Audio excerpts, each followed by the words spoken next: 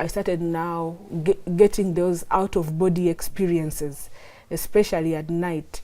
I found myself in front of Satan. Whoa. I was seeing demons now for the first time in real life. How would you know these are demons if you saw them? By the way they look, because they were just pale, like I would describe maybe this color. Yes, they're in ranks. Now the demons are like the servants, the slaves. Now when they see a human being, it's like they all want to come and touch and see you and me. By then I'm scared, I'm screaming for my life.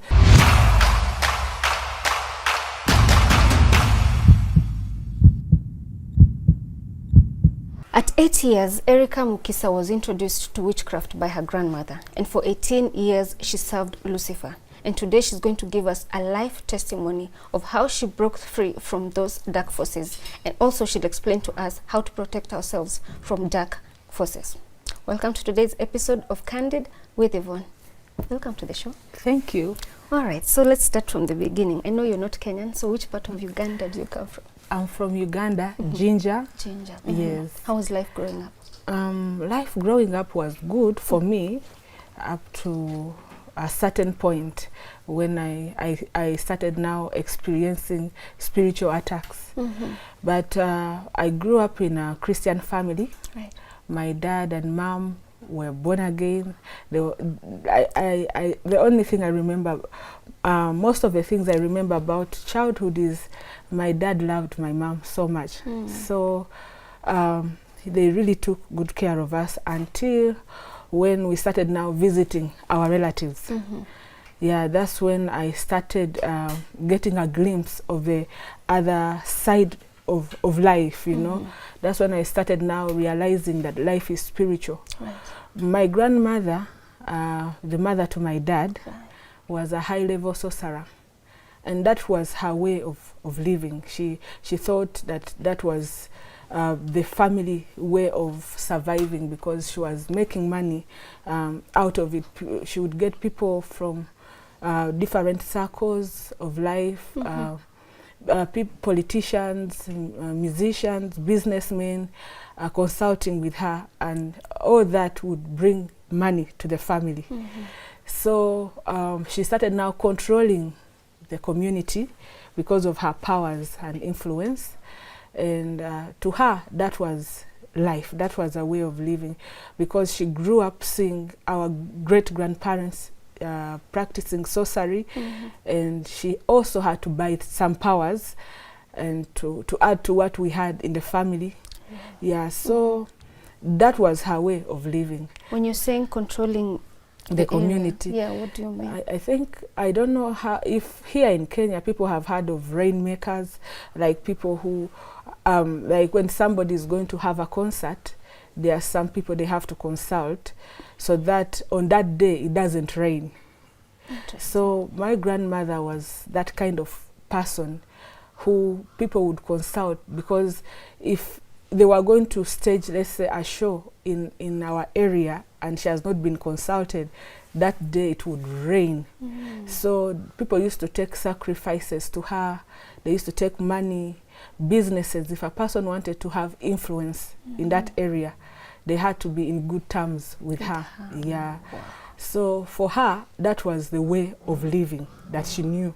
And being her only granddaughter, she wanted me to inherit after her.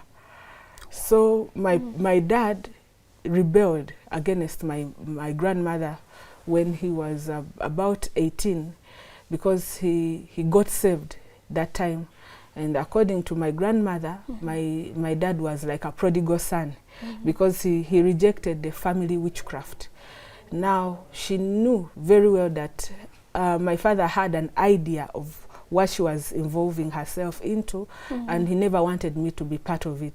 So, because I had to visit her during holidays, she started the process of initiating me from when I was young. So the time I got to know that my grandmother is initiating me into her witchcraft is when she took me to a graveyard. And on that graveyard, she introduced me to the ancestors, ancestral spirits, like she started naming the lineage. I'm so and so, daughter of so and so, you know.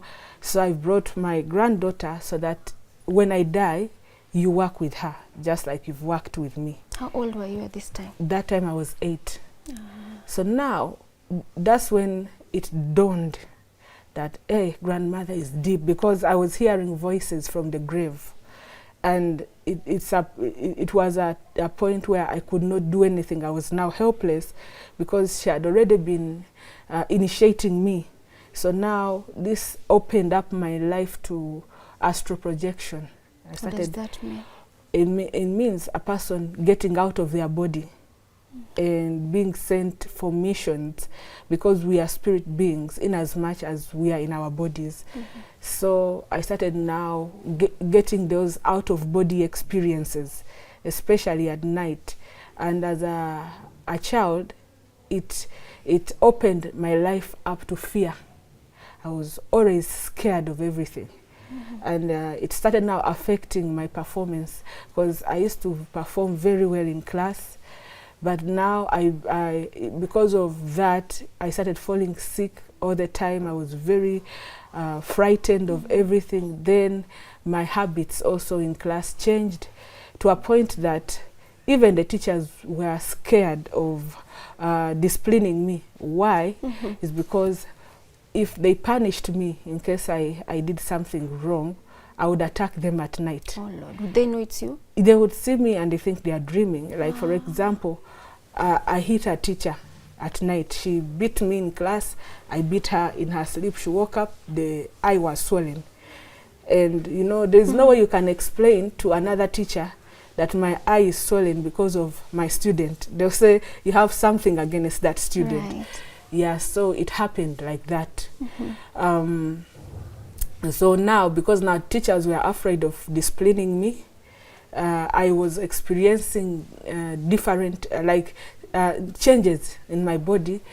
I was afraid of things. I would just be in a room and start screaming, and my parents come and I'm telling them some things I was able to see, and they don't understand it, because many Christians don't understand that life, actually not only Christians, but people don't understand that life is spiritual. Yeah. So my mom started counseling me. They started, they didn't know much of spiritual warfare by then.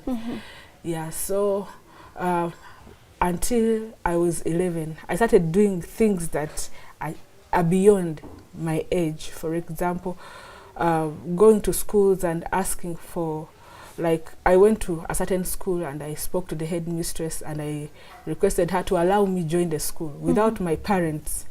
And that's the school I had been wanting to go to. At 11? Yes. So when I convinced her, she requested me to invite my parents to the school, Victoria Nile Primary School, and then I joined. Yeah, but people were wondering the things I was doing. They were not for a child.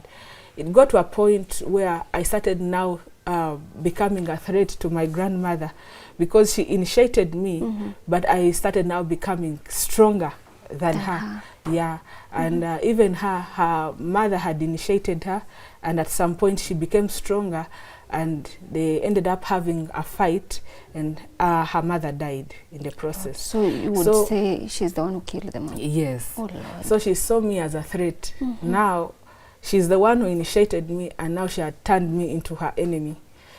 So my life became worse because I was sickly, until when that time when I joined that school, I went for holidays at my auntie's place. My dad has a sister. My auntie is an influential person because she's in the medical sector, and she's also into sorcery. It's just recently that she's beginning to realize that these things they are useless. So she's also trying to come out. She's in the process. But she was working for reproductive health. Yeah, so she was working for the enemy, but in the medical sector. And they also wanted me to work and serve in the kingdom of darkness, because that's the way the family was surviving. I was supposed to she wanted to connect me with some big organization so that we promote a certain agenda. I think maybe because this is a public platform, but something to do with homosexuality, LGBT, because that has been in their plan for a long time. So, and my aunt was looking at me. She wanted me to study, and then she would connect me because she had the connections. So now she invited me to spend the first term holidays. I was in my primary 7 at her place. And when I visited her, she introduced me to a world I had never been in, because coming from a Christian family, there are some values that you have at home. Some movies you won't watch, some music you won't listen to, some places you won't go. So my auntie now introduced me to partying. She introduced me to wines and alcohol, because she had everything in her house. She introduced me to that life of partying, and to me as a youth, that was what I needed, you know, because I had been stressed out through my childhood because of witchcraft. So now I'm going to my auntie's place, and there is everything that a youth feels like would be excited about. So she would tell me, if you want your parents to allow you come visit me, don't tell them what we do when you come here. And I kept it a secret until when my little brother joined us, and he would say, Dad said that music is bad. Dad said drinking alcohol is bad. I would look at him like a burden, you know, he's coming to tell on me. So my aunt introduced me to that life, and that's how she introduced me to the secular artists in our country. For me, I thought that was an opportunity, because these are people we would be watching on TV, and then radio, you listen to their music. So when my aunt introduced me to that life, I felt it was an opportunity for me to shine, because I also loved music. But I didn't know that behind secular music, the enemy is targeting people's souls. So, and I was also by then among the target. So when you were introduced to this secular artist, did you meet him, or did you the first time I met with his brother, and then there are some other friends of theirs. But me, because I loved this musician, I loved his music, by then he was trending. I longed to one day see him, until when we left my auntie's place, we went back home. I learned that he had a concert, and the venue was just next to our home. Actually, we documented the places. We were showing people the distance. So before they would stage any concert, they would move around advertising, and that would attract people to run towards their convoy to the venue. And I was among the people that were attracted to run with my little brother. It was against my parents' will, because they would always tell us not to follow strangers. But because people were running after the convoy, we were also tempted too. But we got to a place called St. Jude, and at that place, at that particular spot, is where I met that musician and his brother with their group. They had like 3 vehicles parked, and people were fighting to see him, because after he sang, he sat in his vehicle, and people were just, the crowd was, you know, gathering. And I managed to pull through the crowd. I wanted to see the musician and go back home, because I knew there was no way my parents are going to allow me to go to the concert. And what made it easier for me is I knew the brother. We had met through my auntie. So in the process of excitement, I felt, you know, like I used to astral project. I would get out of my body and come back into my body. This time, the experience was different. I just felt myself getting out of me, but I did not know how to explain, because I was feeling like now I'm getting into a trap. Oh. Yes, and I was holding my brother's hand, like, so, you know, like when you're scared. Yeah. Yeah. And then to make matters worse, we were pushed, you know, as the crowd is struggling. Yeah. And I go to the car. Getting to the car, instead of seeing this musician that I had gone to see, I was seeing myself inside the car with the musician. And then I'm standing out here, I'm looking at myself and my brother, and I'm wondering what's happening to me. Yeah. Yeah, so as I was still in that situation of wondering, this musician gets out through the open roof, and he tells me to enter the car with my brother.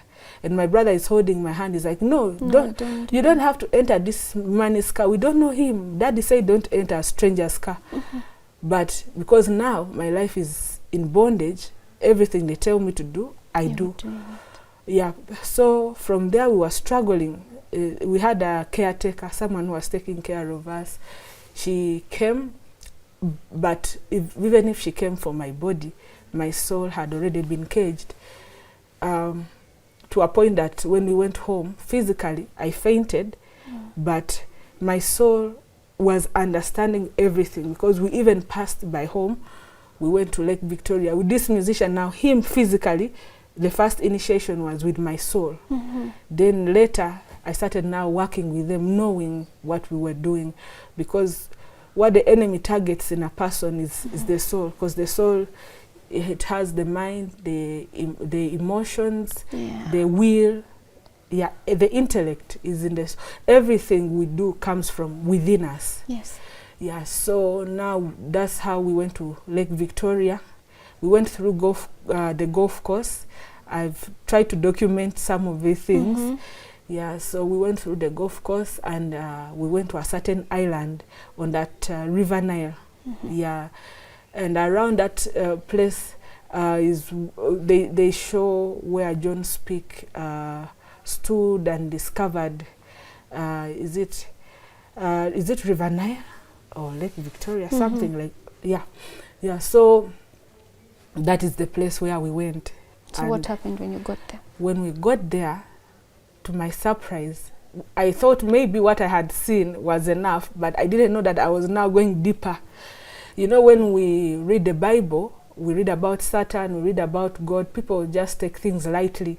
Yeah, sometimes when you're reading the fall of man, you're reading about a snake talking to a woman and things like that. You're like, maybe these are just stories. Yeah, that happened. Yes, yeah, maybe they just want to entertain us. Sometimes, you know, like in Sunday school, those drawings, I never took those things seriously until now. When we go to that place, and I saw this musician performing rituals on that River Nile, and then he started enchanting, and I saw the waters giving way, and in the process of the water giving way, something came from under the water.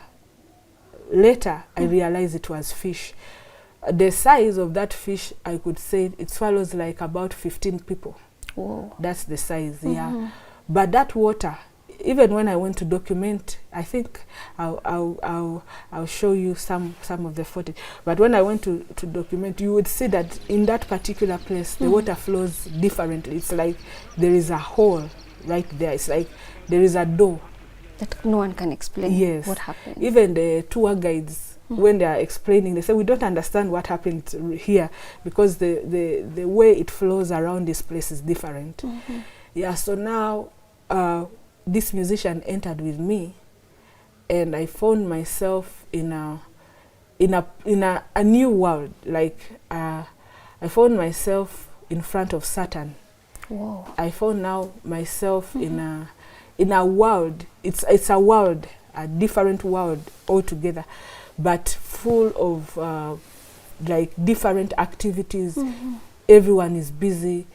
I was seeing demons now for the first time in real life. How would you know these are demons if you saw them? By the way they look, because they were just pale, like I would describe maybe this color, yes. And then like they are so primitive. You know, I can describe demons and fallen angels. because they're in ranks. Now the demons are like the servants, the slaves. Now when they see a human being, it's like they all want to come and touch and see you and me. By then I'm scared, I'm screaming for my life. They are ugly beings. Yeah, and then the people there, everyone is minding their business. Once you've been set up, you're on your own. So if you rebel, you just have to do whatever you're instructed to do. Yeah, because first of all, you're scared. Yes. If you rebel, they can kill you because now they're in control. Because the Bible says that Satan came to steal, kill, and to destroy.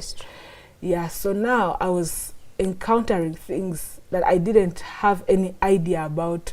And I know many people have no idea that life is spiritual. That's now when I was seeing now. I did not see everything on that same day, but the day I arrived, I saw we were entering like you're entering a compound, but there are gates, and these gates are in form of rocks.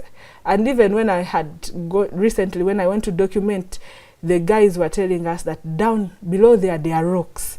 So it was connecting sense to what I saw.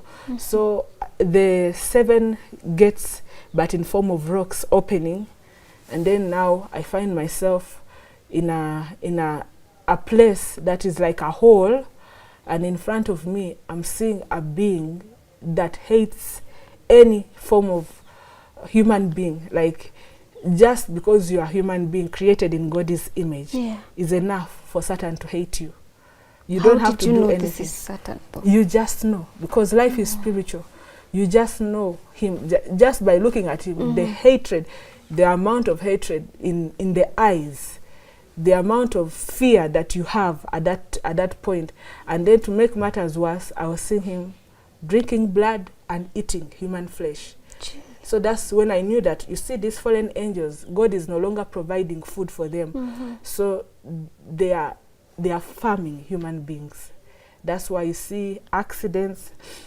There's so much happening and demand for blood in their kingdom. Did Lucifer talk to you that time you went there? The first way of welcoming me was a huge laughter, like someone mocking you, you know? Yes.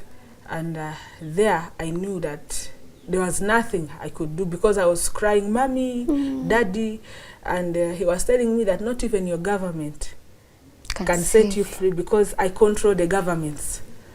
I control the banks, I control the world. So where are you going to report me? So you think by calling your mother can come and do anything here?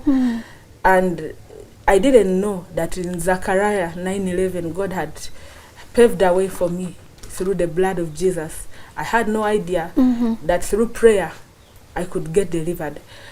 That's why it's important for parents to teach their children how to pray and how to call upon the name Jesus. Because if I knew that, instead of wasting my time calling them, I would have tried to call the name Jesus. But I had no idea. I was used to calling Mommy for everything. Of course. Yeah, so now it's from that time that my life changed. I started now serving the devil knowingly, because they were controlling my soul and my body at the same time. I had no control over my body. What people would see was a possessed person. And you didn't know that you were possessed at that point? I knew now. I knew that I was possessed. Were you willing to leave this at that point? I would love to. At that point, I would have loved to get out. But now, I was no longer in control of myself. And what people would see is me hanging out with these celebrities. And they would see me, you know, in those concerts. They would see me performing for telecom companies. They would see me, you know, do things, but they wouldn't know that I was being controlled and I was serving the enemy until when I was 18. Yeah, so from 11 to 18. Before you tell us how you got set free, you're telling me that you were serving the enemy. What roles were you given? Now, because the time they initiated me, I was young. I started by initiating students in schools. Yeah, then I started now working for some companies on promotions. Yes, we would promote products for companies that have signed with the enemy. Yeah, and then especially me, I wanted to work with telecom companies. Yeah. So now I started now partying with these secular artists, influencing the youth to go to clubs, do all those kinds of things, take people's money. Like, for example, if you went with your friends to club and there's this gentleman who's like coming to pose like he has money, us we would make sure he goes back without anything. Because first of all, I was using witchcraft. So a person maybe got some salary and then he enters club. Before he realizes he's out of club, he has no shoes, he has nothing, and he doesn't know how it happened, because by the time you go to work for a month and then you earn, you're brilliant enough to protect yourself. But all the things that happen, most of them that happen in clubs, people don't know that there are people who are using witchcraft. Wow. Yeah. So us, the things we were doing were just to destroy people's lives, basically, and then initiate other people, especially men. It's very easy to initiate someone who is not in their right mind. How would you do that? Through drinks, through if a man is lasting for you, it is very easy to steal their destiny, because what the enemy wants is to steal the destinies of people. He cannot create a life or a destiny, but he steals. And then a person works like a slave. You work so hard, and then another person comes at your place of work, that person is promoted. But you're working, and it's like nobody realizes. Recognizes you. Yeah, so many things, breaking families, because you would not interact with us and go back home in your right mind. You start now looking at your wife differently. Yeah. And you can't explain why you do. You can't explain why. You feel like now you want another kind of life. You don't want a settled life. You feel like settled life is boring. Yeah, so we would do so much, causing accidents. In fact, even in that documentary, I was showing people places where we would cause accidents. Were you part of it? Yeah, because now I knew what I was doing fully. So when my parents would take me to church, and whenever I would go to church and I feel like I have been drained, I don't have power anymore to serve in the kingdom of darkness, I had to do a sacrifice. And that sacrifice, I would just feel annoyed until when I see blood coming out of somebody. So now I would go and cause accidents. And some of them I would cause when my parents are seeing, but they wouldn't know that I was responsible. They would just say, we survived an accident. Oh, so you would cause an accident in a car? Not in a car. We would be just walking, and I just stand in a place, and they are calling me. It's like I'm not there. Responding. Yes, I'm not responding. You know, like you're in a trance. And then before they know, an accident. Yeah, and then they come and hold me. They think I'm maybe shocked because of what I have seen. But I know very well what I have been doing, because whenever I would see the blood coming out of the person, the spirits that were controlling my life would get empowered. Then I would be able to do whatever I've been assigned to do.